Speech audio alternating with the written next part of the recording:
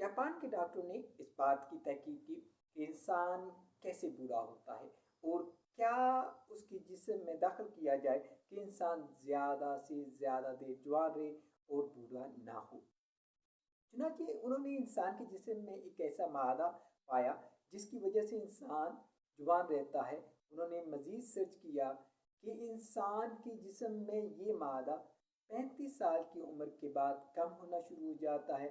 That why the humans are becoming weak, their bones are also becoming weak, and after some time they are becoming old.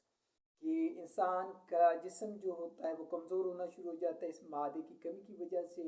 اس مادے کی کمی کی وجہ سے انسان کے جسم کے بال جو ہیں وہ سفید ہونا شروع ہو جاتے ہیں۔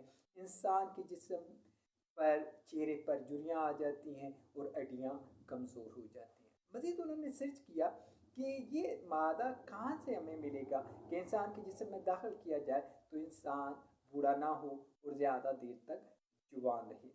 They have to search thousands of plants. After searching, they have to reach the result that olive and fig plants are two plants.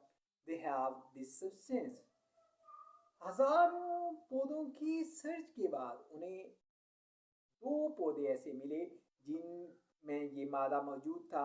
وہ زیتون اور انجیر کے پودے تھے۔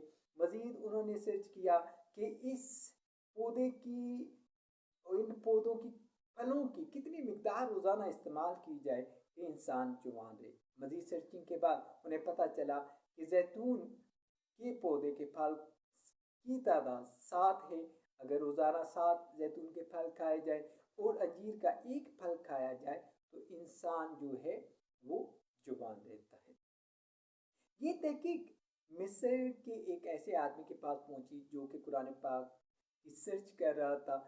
اس نے دیکھا کہ قرآن پاک میں ایک ایسا پھل ہے جس کا ذکر 7 دفعہ آیا ہے اور ایک ایسا پھل ہے جس کا ذکر 1 دفعہ آیا ہے۔ زیتون کا پھل ایسا تھا جس کا ذکر 7 دفعہ تھا اور انجیر کا پھل ایسا تھا جس کا ذکر 1 دفعہ تھا۔ تو انہوں نے جاپان کے ڈاکٹروں کو خط لکھا کہ آپ نے اتنی سرچ کے بعد اتنی محنت کے بعد ہمیں یہ بات تحقیق کر کے بتائی ہے کہ انسان کیسے بوڑھا ہوتا ہے اور کون سی چیز استعمال کرے، کون سا پھل استعمال کرے کہ وہ زیادہ دیر تک جوان رہے گا۔